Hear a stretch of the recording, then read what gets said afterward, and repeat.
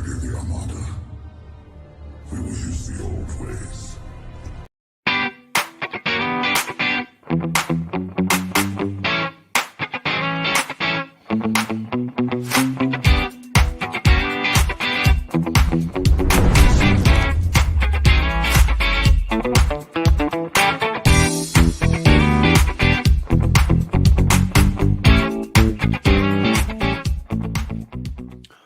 What's going on, everybody? It has been a minute. Now, I do apologize for the early start time. I didn't take into consideration that there was something else going on in my family today, so I had to kind of bump it back an hour, but that's okay. I also want to apologize for anybody. I got kind of a new setup here, kind of in the midst of doing some rearranging and painting and fixing up of rooms in the household. So it's a little bit different, so I do apologize. I hope the audio sounds okay, but we will go from there and see what's going on. But how's it going, everybody?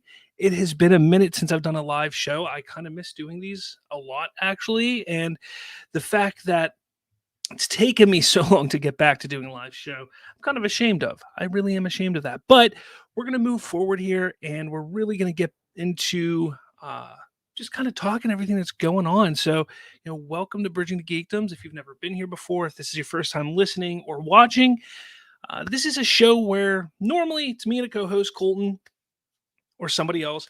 We'll sit down and we just kind of discuss all the ongoings of what is going on in the entertainment industry, whether it's pop culture, comic related, comic books, superheroes, all that jazz. And that's kind of what the whole idea is of this show. We also do interviews as well as content when it comes to video gaming. Honestly, our YouTube channel is just a plethora of everything, and I'm hearing that's kind of a bad thing to do, but you know what, we're trying to see what sticks, and we're gonna go from there. We've been doing this for a number of years now, going on 4 or 5 years, something like that. I don't know, it's been crazy, but let's continue forward here. So welcome to Bridging the Geekdoms. Now, I always like to start off the show normally when Colton is here or another co-host. I like to sit and find out, hey, what have you watched lately? What have you been up to? What have you seen? What have you played?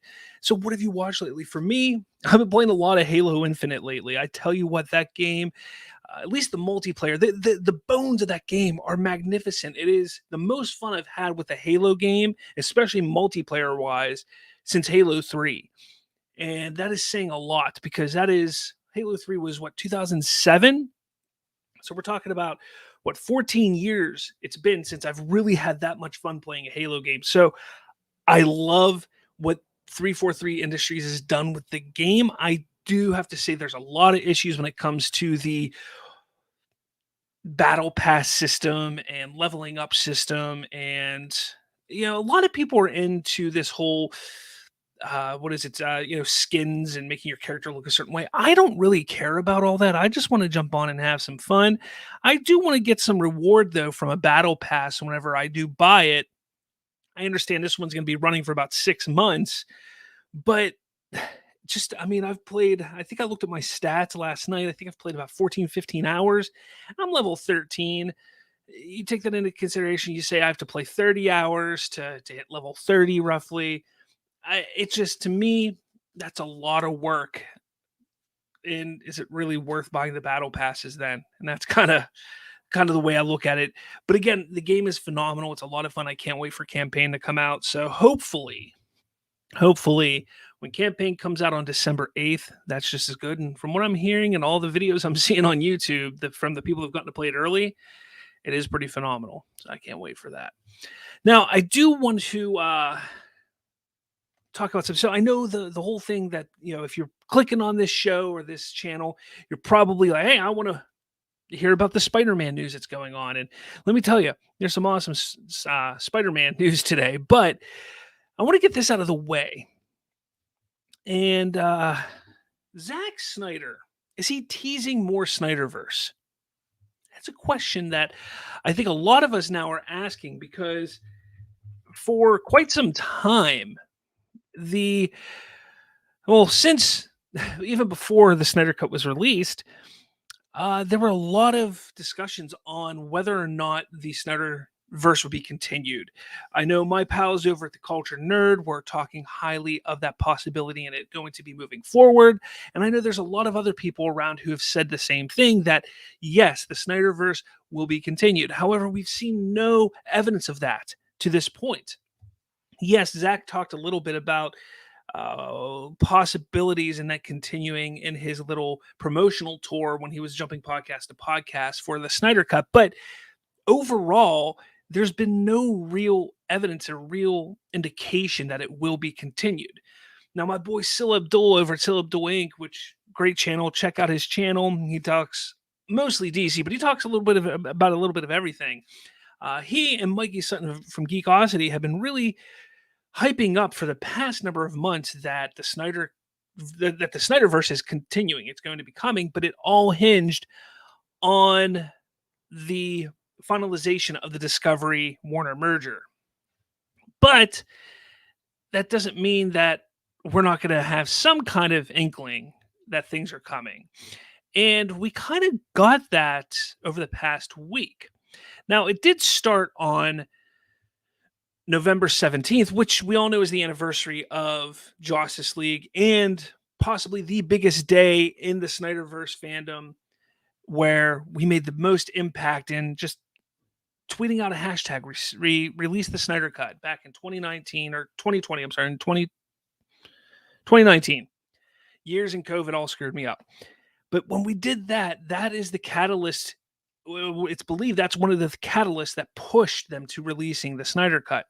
So it's understandable that people, as well as Zach himself, will look at that day a certain way. And he posted a picture of a clapperboard. It said W5279. I don't remember what the other number was, but it was scene 279. That's what is to be believed, which is the scene where Darkseid says, "Ready the Armada, we will use the old ways." And now that was back on November 17th. We also got on November 22nd, Clay Staub, who was part of the production of Justice League and I believe a friend of Zack Snyder's, posted a picture of Darkseid from those storyboards that were released. And it just said, "Let it begin, Zack Snyder's Justice League." So we get these two hints from people involved with that film, pretty much, days apart. But it didn't end there, because on November 25th, which is America Thanksgiving, Zack Snyder posts a picture of his turkey. Well, he did that last year as well. If you go in his Vero, you'll see that he posted a picture of his turkey last year. And when he did that, people didn't think anything of it because it was just, hey, Thanksgiving, and he's posting it. Now, this particular post was a post of the turkey, and it said, "Thankful." Now, I'm going to jump over here. You're going to see all these back to back. You'll say, "Thankful," Zack Snyder on Vero, and then you see the other things here that I was talking about. But people are freaking out because of that. I don't know if you can see. Oh, there we go. That right there. Right there. The omnibus. It looks like it's the omnibus of Final Crisis, which was a comic book run between 2008 and 2009.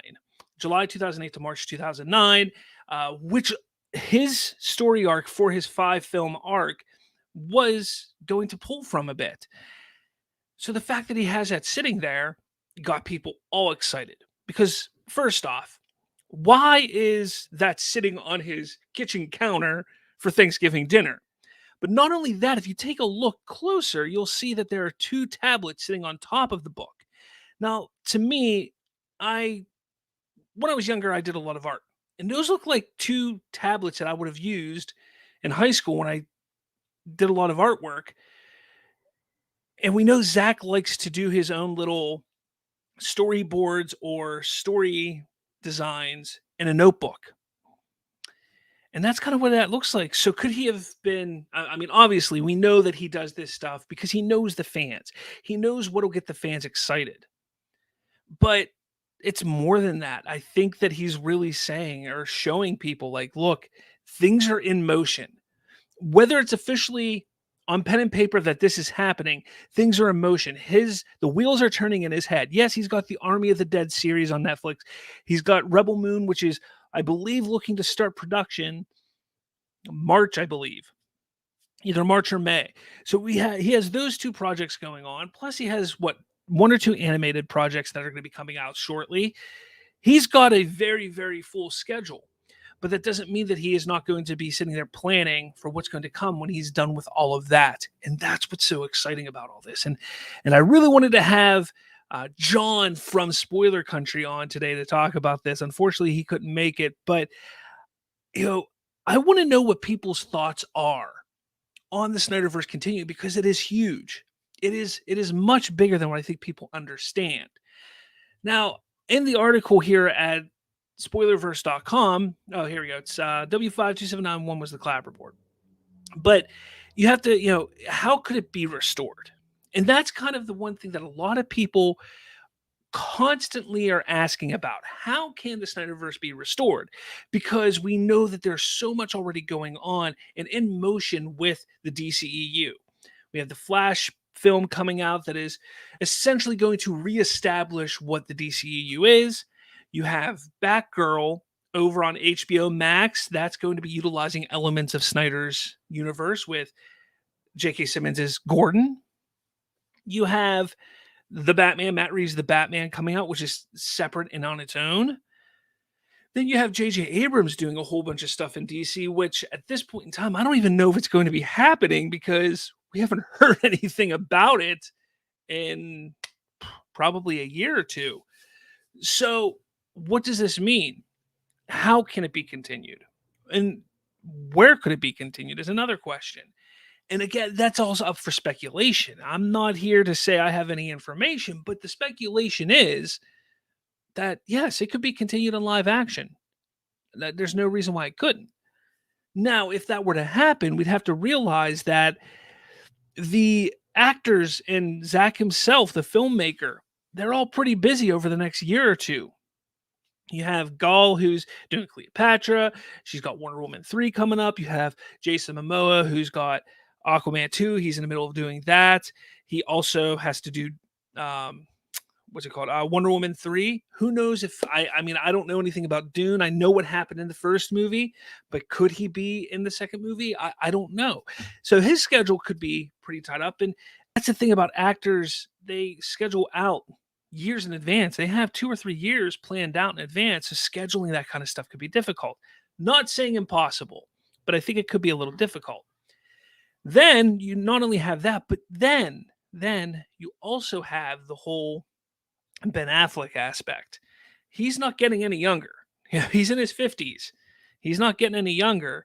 And I know that a lot of this stuff will be done with stunt doubles and so on and so forth. That I'm not saying. It's just, will he want to come back into that role? And we've heard multiple times that he loves working with Zach. He loves Zach's idea. So it's a good possibility that he will come back. Let's see here. I'm going to pass because I never cared about Tom's story ever to horse. I don't care about Wake Me Up if we get Sam Raimi's Spider 4. Okay, we'll get to you in a second there, Andrew. If hopefully you keep watching once I get through here. But yes, we could very well get the continuation of Zach's Snyderverse in live action. If not, I'm still not completely sold that we're going to get it in live action. I know Zach alluded to on his little press tour through the podcast for Snyder Cut that animation was a possibility. Now, with the Discovery merger, that could have changed drastically. There are people who believe that he and David Zaslav have been talking behind closed doors, so when this merger is completed, they can come out the gate and say, we did what the fans wanted. Snyder Cut or Justice League 2, Snyder Cut 2, whatever you want to call it, will be coming to HBO Max or to Warner Brothers or whatever you want to say. It's a possibility. But I think that this whole thing here, this whole alluding and hinting to here, that is showing us that he is going to be doing something that is, or that he's in the work, he's working on something that could be coming. Because remember, he needs to give a pitch. For any new project, he'll have to go to David Zaslav or whoever's in charge of DC content when Zaslav and Discovery take over. And he's going to have to pitch, this is what I want to do. Similar to what he did with the Snyder Cut. He took the footage he had and said, look, this is the Snyder Cut. This is what I want to do to complete it. This is how much it'll cost. Can we do it?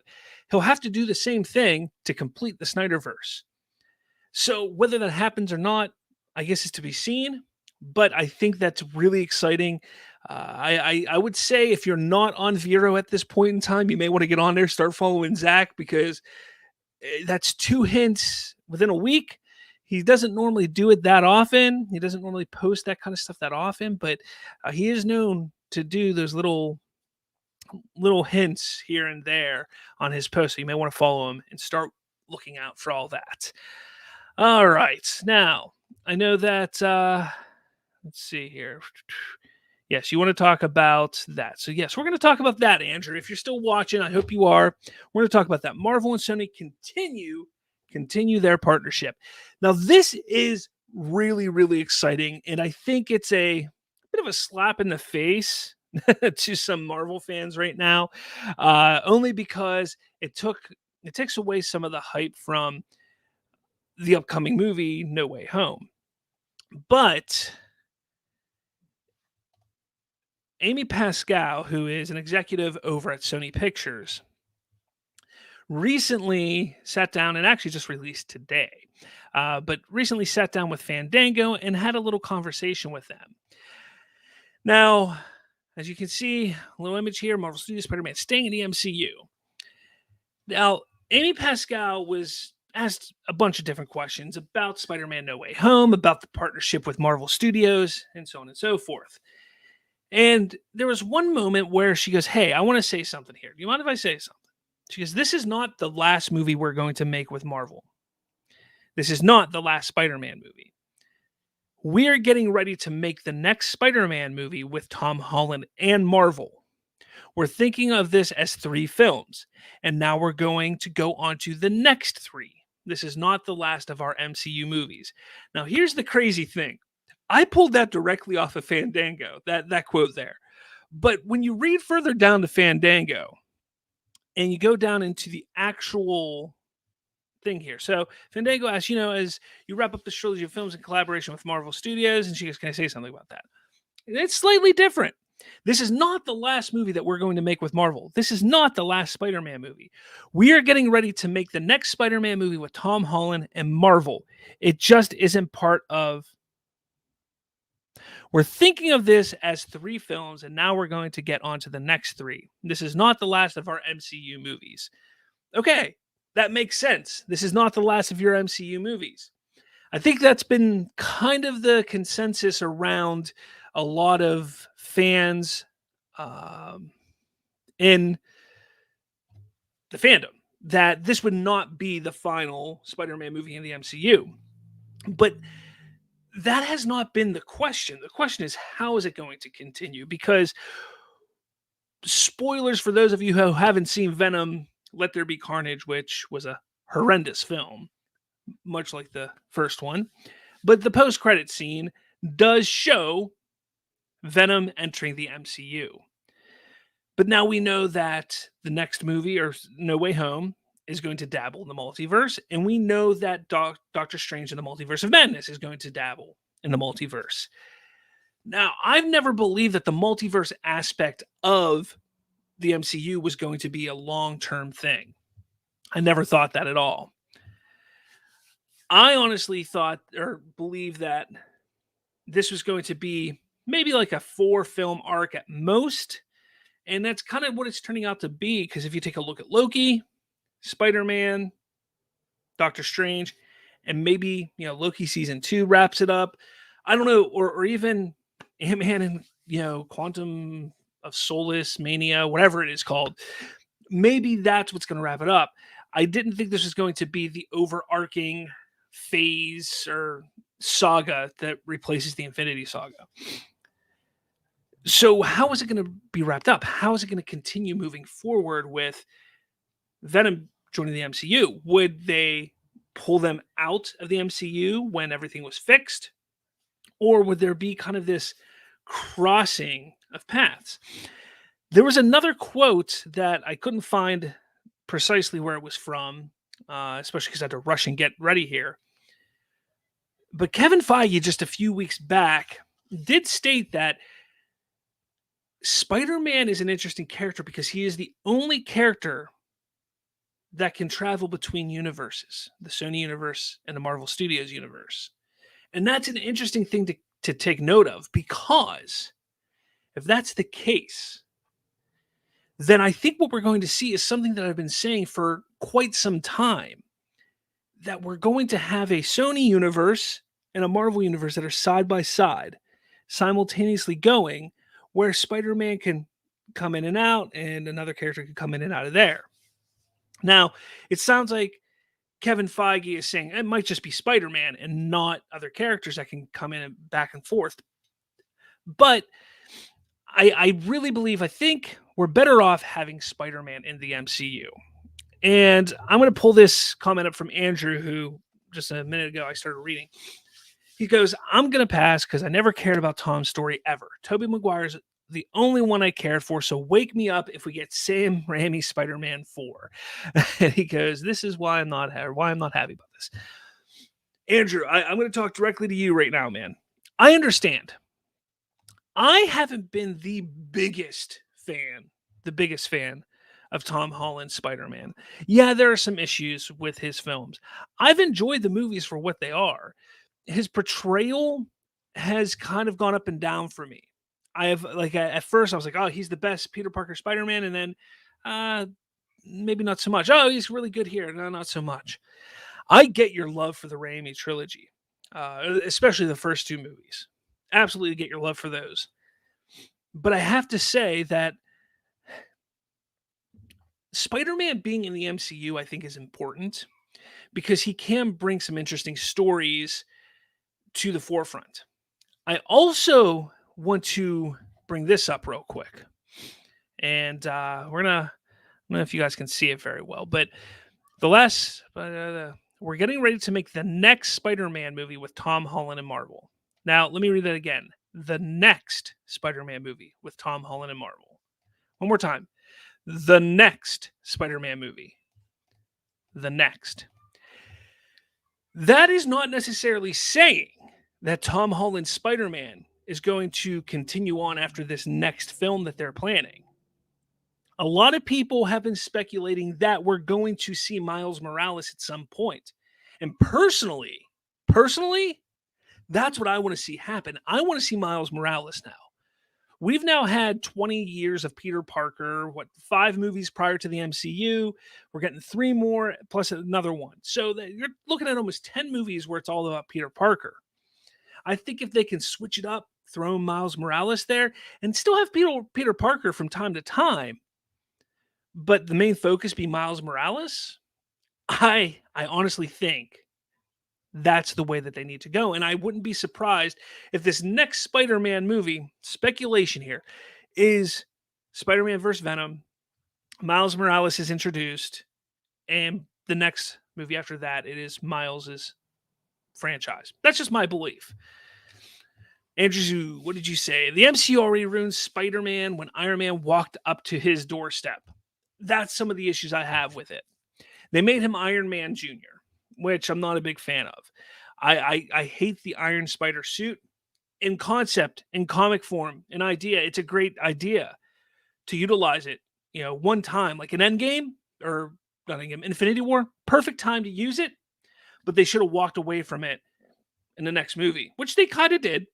I will admit he only used it for a minimal amount of time, but it seems like this movie, he's got it again, and even a new one. To me, I'm over that. That's an aspect that I'm not a big fan of when it comes to the MCU Spider-Man. But that's not to say that I haven't enjoyed what they've done, because I love Homecoming. I love The Vulture. I'm a huge Michael Keaton fan. I really, really enjoyed Far From Home. I think Jake Gyllenhaal as Mysterio was excellent. I kind of wish they would have went a different direction with him, but again, that was my expectation. That's nothing bad on the movie. So again, I get your I get how you feel about it because they really did. I think they wanted so badly to get away from the Uncle Ben aspect that they shoehorned in Tony being that mentor for him. And that's a real shame because the Uncle Ben aspect is a huge part of who Peter Parker is. It really is. Andrew says, with Sam Raimi's take, he did the comics perfectly. Toby was a shy, nerdy kid who becomes a superhero and follows responsibility, struggling being a normal guy and being a superhero. And you're right. 100%, Andrew. Again, I agree. The only problem I have with the Raimi trilogy is Tobey Maguire was like 45 years old when he started. I know he wasn't 45. It was an exaggeration. He was in his mid to late 20s portraying a 17-year-old, 18-year-old, and you could tell. You could definitely tell in that regard. But besides that, yeah, he got the nerdy aspect down. It's way better than the Amazing Spider-Man did. I did not see Andrew Garfield's Peter Parker as a nerd. I just didn't see it. He was smart, but he was a skater punk. And in the days that I went to high school, the skater punks weren't picked on or they weren't nerds. They were, they weren't the popular kids, but some of them were. So yes, the Raimi films did a lot better in that regard. But Tom Holland's Spider-Man, he's a nerd. They just didn't focus enough on the nerdy aspect in his smarts. They started to in Homecoming, but Far From Home got away from that. And you're right. And there's glimpses. Andrew says Spider-Man is not always about making jokes or being a teenager. Spider-Man is not always about making jokes. You're right. That's what that's what the Amazing Spider-Man did as well. Always joking, and the teenage angst with him and Gwen. That's all those two movies were. And that's a big reason why I didn't like those films so much. Plus, I didn't like the stories at all. I don't hate Tom Holland Spider-Man, and I really believe, and Tom Holland even himself has said that he doesn't want to be doing this into his 30s. And I think that's kind of him like saying, hey, Sony, I want to pass the torch to Miles. We have a perfect opportunity to have somebody I can pass the torch to. Let's do that. And I think that's coming up. And Sony would be foolish not to do it at this point, because you have a franchise that you can continue forward utilizing the same villains and actors and universe that you've established now over the past 6-7 years at that point. Introducing Miles Morales, having Tom Holland's Peter Parker in the background still, being able to show up from time to time, I think would be really huge. I do. I think it would be really huge. Andrew, so age is a problem when Peter Parker was in college in the comics after a few issues and Toby was a senior in high school. Not 100% sure what you're saying. I was making a joke about the fact that Tobey Maguire was in his 20s. I just said that it didn't work for me when they were showing him be a teenager. That didn't work for me, but that's okay. He goes, Tobey Maguire, in my opinion, is the perfect casting as Peter Parker and Spider-Man, a shy, nerdy geek who becomes a superhero. And I agree. Tobey Maguire was the best man for that job. The thing that I love about the Raimi trilogy, or at least the first two, I grew up on the Spider-Man animated series, which I adored that in the 90s. I loved that show. And those films felt like they fit in that mold. And I think that's why I like those especially the first two so much, because they to me it fits that mold. And that show was when Peter was in college. So that fit more. And again, they made him a college student immediately. You got to remember, he graduated high school within the first 25 minutes of the first movie. So it's not like he was in high school the whole time. I get that. I don't know. I want to know all of your guys' thoughts now. I know, Andrew, you're doing a lot of talking here, and you're very negative about this whole idea that Tom Holland's Peter is going to stay in the MCU. But again, you take a look at what Amy Pascal is saying. The next Spider-Man movie with Tom Holland, Marvel, it isn't just part of And she stops. We're thinking this as 3 films, and now we're going on to the next 3. This is not the last of our MCU movies. What does that mean? What does that mean? Does that mean we're going to have more than one Tom Holland Spider-Man movie that's after this? Or is it going to be one and then 2 more with something else or somebody else? Is it just going to be one more that's in Marvel? Is it going to be the next 3 are all in the MCU? Or is it going to be where, like I said, there we go. Or is it going to be, like I said, where it kind of interacts and there interchanges. That's what I want to say. Where you have Sony on one side, Marvel on the other, and they can coincide whenever they feel the story needs to do that. Let me know down below in the comments what you think, what your thoughts are on that, because I really believe that this is huge news on Spider Monday. We haven't gotten a trailer. I know I've been saying that we would get another trailer. I look, somebody reached out to me a couple weeks ago. It was actually 2 days before the other trailer dropped. And I was told, expect trailer to drop final week of November. And I was like, okay, final week of November. Makes sense. That's probably when tickets will go on sale. They'll want to hype up the tickets, everything like that. Well, then 2 days later, the trailer dropped then. Now, that information that I got could have just been wrong. Very well could have been. But maybe it wasn't wrong. Maybe they were under the impression that, hey, they were going to drop something the day that tickets went on sale, because they said tickets would go on sale the final week of November. Here we are, final week of November, and tickets going on sale today. Did you get yours? Did you? But tickets go on sale the final week of November. I think there's still a possibility. I mean, right now it's 5:30 Eastern. We still got another 6.5 hours until the day's over. I think we might see a trailer. Some people are speculating during Monday Night Football. I think they would have been hyping it up if that were the case.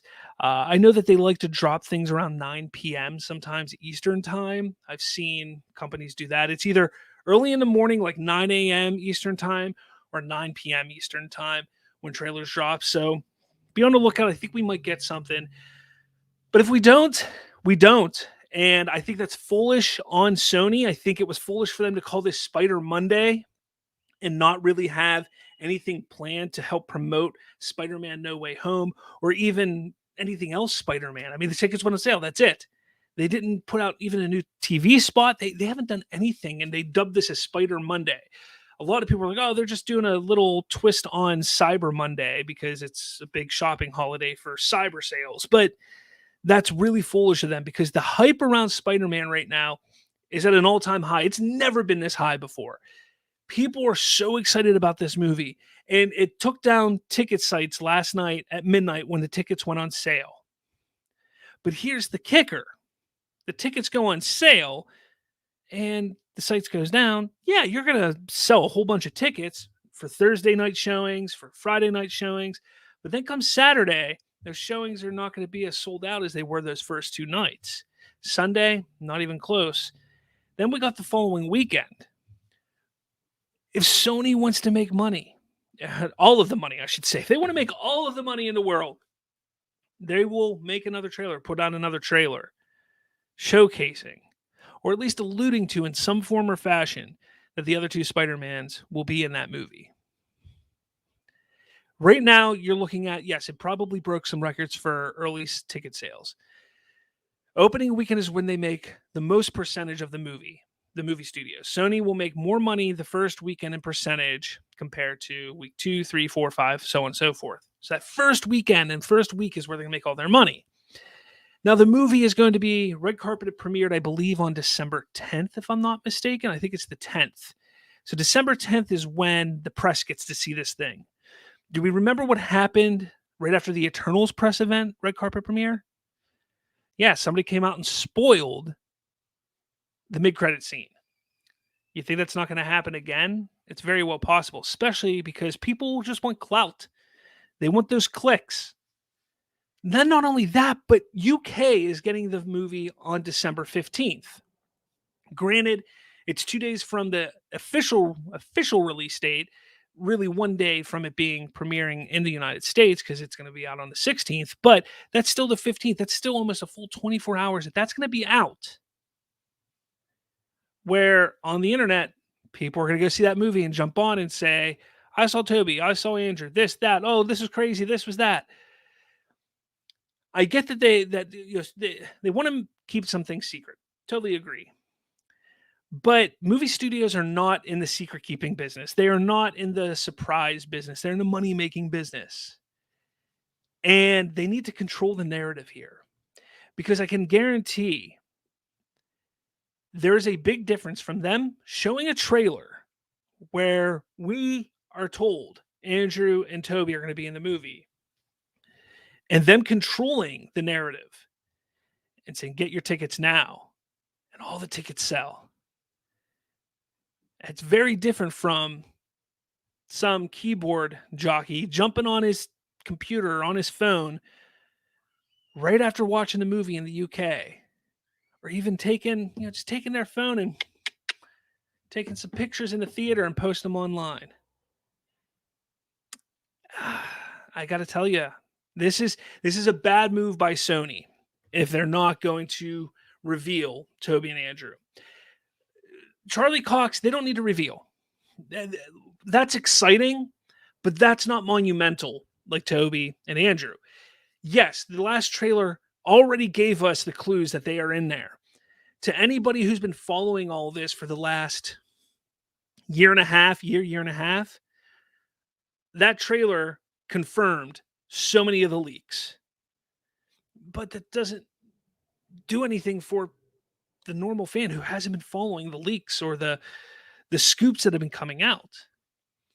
If they want to sell all of the tickets for Thursday, Friday, Saturday, Sunday, and through that next week, they need to release a trailer that at least, even if it's just their boots just landing down on a statue, and you see just 6 feet that are all Spider-Man-esque.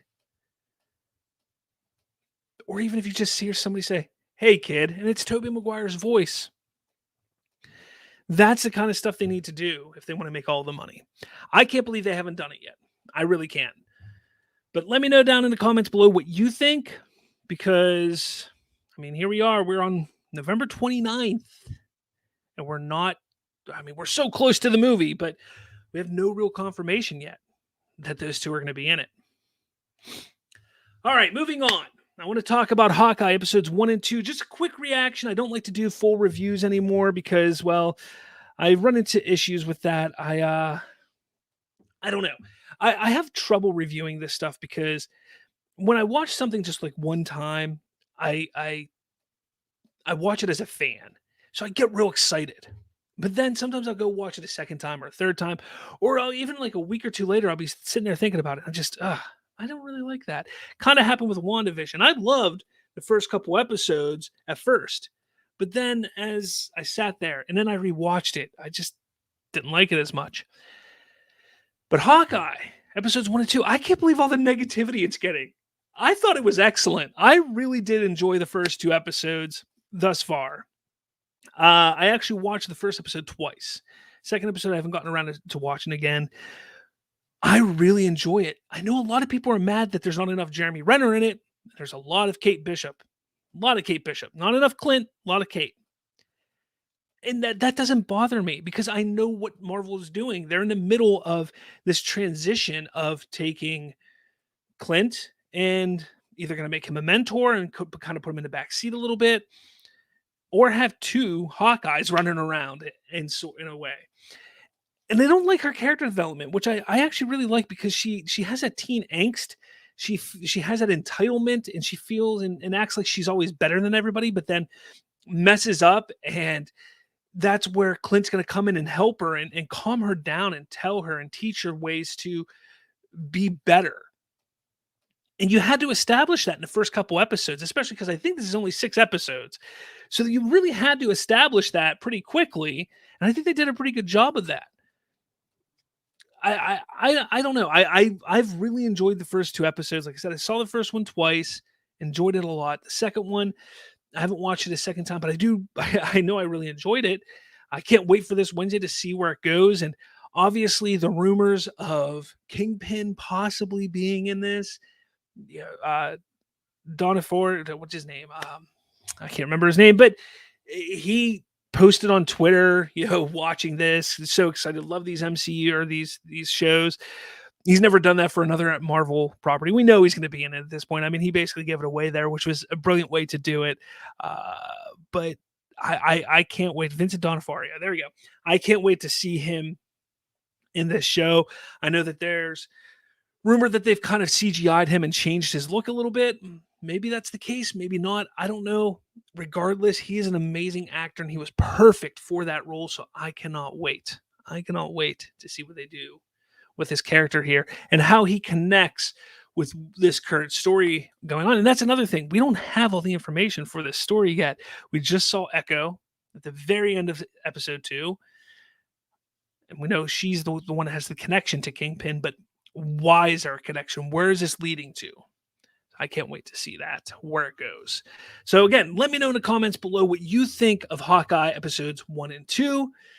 Is it meeting your standards or your expectations? Again, for me, I really enjoyed it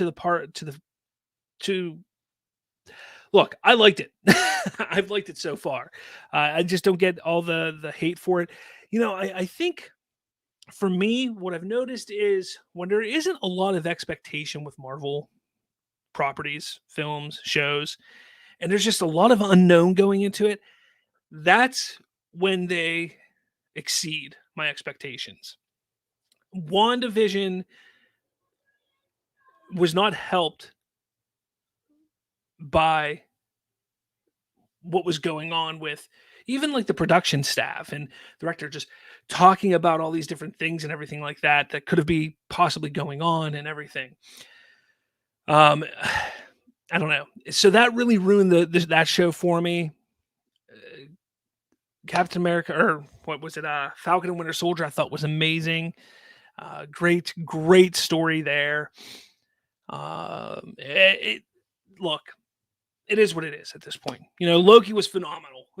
I'm just going to put that out there. Loki was phenomenal. All right. Next thing I want to talk about is the Book of Boba Fett.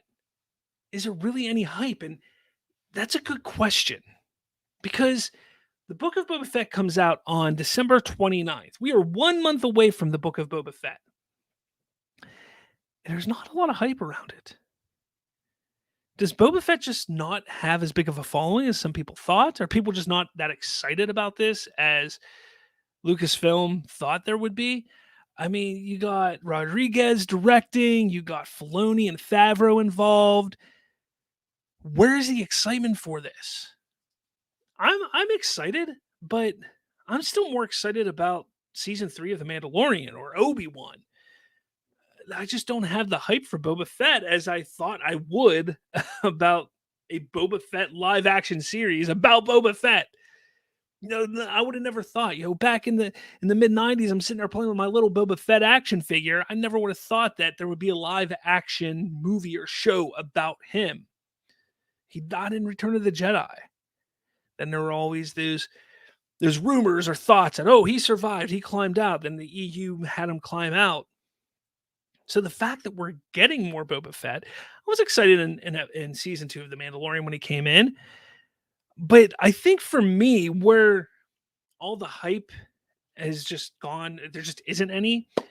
It's that he's always worked better as the side character, as the mysterious one. Like I know what Tamora Morrison looks like. Yeah, I get that. But in episode 5 and 6, he never took his helmet off. He spoke, 5 lines total between the 2 movies? There was a mystery behind that mask. There was a mystery in that character. And right now, we've kind of lost that mystery because he now runs around with his helmet off all the time, which is odd. And I'm not saying that's odd because of what the Mandalorians do. I'm saying it's odd because he didn't do that in the first 2 movies that we saw him. Yeah, his father did it in episode 2, but again, that's not what we saw from Boba Fett originally. This show could be phenomenal. I'm hoping it is. I have no expectations on it being bad or good, honestly. It's just kind of like, cool, Gonna watch another Star Wars show. At least we get something because it's been a while. It's been a minute since we've had any real good live action Star Wars content. More than a year, or it'll be almost a year coming up here, right? So yeah, I'm hoping it works out. The show's good. I just don't see the hype. Just in the fandom, I don't see the hype. Where is all the hype for this show? There's no hype. Just none. It's unfortunate, but I can't even get hyped for it. So, and I think a lot of that does fall on the current state of Lucasfilm. There's a lot of uncertainty with what is going on there. The fact that they flubbed up Disney Plus Day and gave us nothing. They could have done a nice featurette on the Book of Boba Fett. I get that they did the history of Boba Fett. That documentary, that 20-minute documentary was really cool. I really enjoyed that. Unfortunately, there was not a single piece of information in that documentary that I didn't already know in the history of Boba Fett, but I'm a huge Star Wars fan. So for those who are not huge Star Wars fans and who have not researched this kind of stuff over the years, yeah, that's going to be a lot of new cool information that they may not have known. But when it comes to me, this kid right here, I wanted to learn what's coming. And I think they should have done, even if it was like a 5-10 minute featurette on the Book of Boba Fett, the filming, even sitting down with Rodriguez, Filoni, Favreau, and just, we hashed out this idea and blah, blah, blah, and blah, blah, blah. And this is how we got to here. Yes, I know they're going to do that with the Gallery series when the show is over and they do their little documentary episode on how the show got made. But they could have just taken a little snippet of that, 5 minutes, or even just bits and pieces of it, just to get people hyped for it. They released the trailer for it a week prior. That made no sense. They should have put it on Disney Plus Day. So I think there's a lot of concern about how Lucasfilm is being run, and in connection, Star Wars. The sequel trilogy is very divisive. I'm not going to get into it, but it's the least favorite trilogy of mine out of the 3 trilogies. So that's that. But it's not just me. There's a lot of people that are like that. The live act, The Mandalorian is phenomenal. Yes. But Solo was good, but not lasting. And I think what really hurts Solo for me is that I know we're not getting more, because I felt that it was a perfect setup for more, at least 1 or 2 more Han Solo stories. And at this point, we're not getting more. Rogue One was good. It really doesn't have a lot of rewatchability, I've noticed. It's really tough to watch more. Yeah, I think I've watched it maybe 3 or 4 times, and I've just had no desire to go back and watch it. I really like it, but there's no rewatchability there. So when it comes to Star Wars and the whole way that it's being handled, I think the hype that isn't there for Book of Boba Fett is partially because of that. Just the way they're mishandling Star Wars. And that goes, a lot of people are concerned. They give Kathy Kennedy another 3 years at Lucasfilm, but she doesn't need to be the problem or even the solution to what's going on here. They need to get somebody who is head of Star Wars IP, which they kind of do. Sitting at the head of that table right now is Dave Filoni. I think what needs to happen, though, is they need to get somebody in there who is just specifically head of Star Wars, who can green light things. Basically run Lucasfilm as a mini Disney. You got Bob Chapek, who's at the top of Disney. He then has Feige at Marvel. He has Kathy Kennedy at Lucasfilm, and whoever at Pixar, and whoever here, whoever that. You need to have a hierarchy like that. Where, yes, Kathy Kennedy has to answer to Bob Chapek, but somebody needs to answer to Kathy Kennedy. And I think that's where we need to get this all kind of put together here is, okay, Kathy Kennedy, you run Lucasfilm, put somebody in charge of Star Wars who's going to bring that team together and really put out content that is worthwhile. Get somebody for Indiana Jones, get somebody for any other IPs that Lucasfilm has, and go that route. Yes, she can be the final say, but she has to have trust in those that she hires. Otherwise, she's doing her job incorrectly. That's just what I think. But let me know down in the comments what you think of everything going on at Lucasfilm. Are you excited about the Book of Boba Fett? I know I'm kind of like, I'm going to watch it, but I'm not like, oh, I can't wait. I'm more excited about The Matrix, Spider-Man. I'm sure there's other stuff that I'm more excited about right now, which is a real shame because, I mean, my whole geekdoms or geek culture stems from being a Star Wars fan. And the fact that something new Star Wars is coming out, and I'm just not that excited about it, says a lot about the state of Star Wars right now. I can't wait for Obi-Wan. Can't wait for Ahsoka. I think those two shows are going to be phenomenal. Mandalorian Season 3 going to be great. Book of Boba Fett. I don't know. I don't know what it is. Oh, well. Thanks for watching. I apologize. Again, I did this a little earlier than I said. I did it an hour earlier. But thank you so much for watching. And make sure you hit that like button, hit subscribe, follow, all that jazz. Find us on the social medias, Twitter, Facebook, Instagram, TikTok. I got a TikTok. All that jazz. So with all that said, guys, thank you so much for watching. I'll talk at all of you later.